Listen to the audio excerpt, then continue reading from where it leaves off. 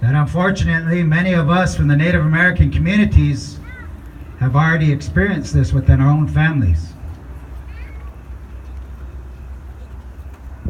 And I'm so happy to see all of you, because sometimes we've gone through so much trauma that it becomes normal and it doesn't affect us anymore. And we can't allow that to happen. Because unfortunately, Native American women experience violence and sexual trauma and murder at a higher rate than any other race in this country.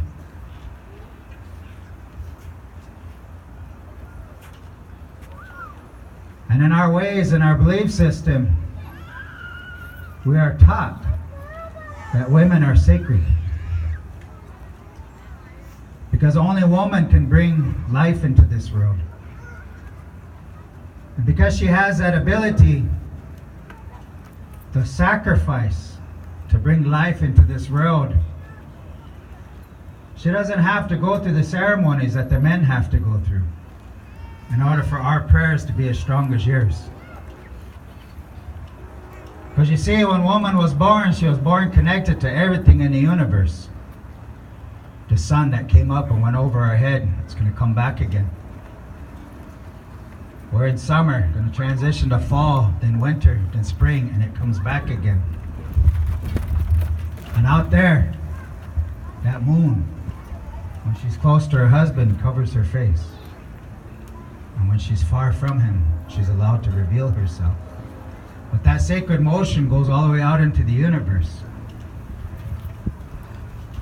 And we know that the galaxies out there are spiral. Whether you realize it or not, you're connected to that. It's right here in your fingertip. That spiral that connects you to everything in the universe.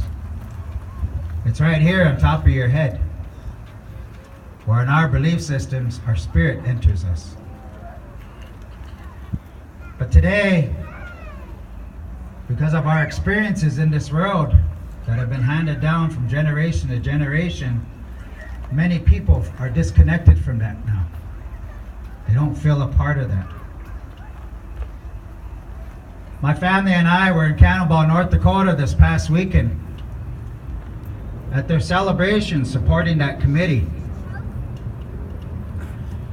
Sunday night was when we got word via social media that that beautiful girl was found.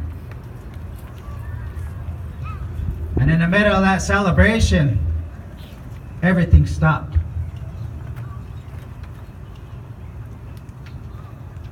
And 4 women were asked to come to the center to carry a blanket. And in English we say blanket dance, but the reason for that dance is to, in some way, try to provide for that family that's hurting. Because when we got that news, we knew somebody was crying. We knew someone was hurting. And it affected that entire community as they called the singers to the center to sing a song. And that blanket, being escorted by those 4 women, were taken around the center of that celebration ground. And the people came out and threw money in that blanket. And you're going to see that here tonight. And it's our way and our belief that we're supposed to take care of each other. We're supposed to provide for one another.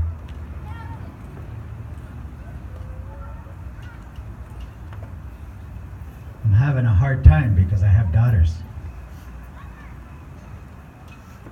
I'm having a hard time because I have granddaughters. I didn't know that girl, but we all felt it. And seeing the diversity of the faces here in this crowd puts courage in my heart. Because it's going to take all of us to care that much about each other, that we're going to unconditionally love.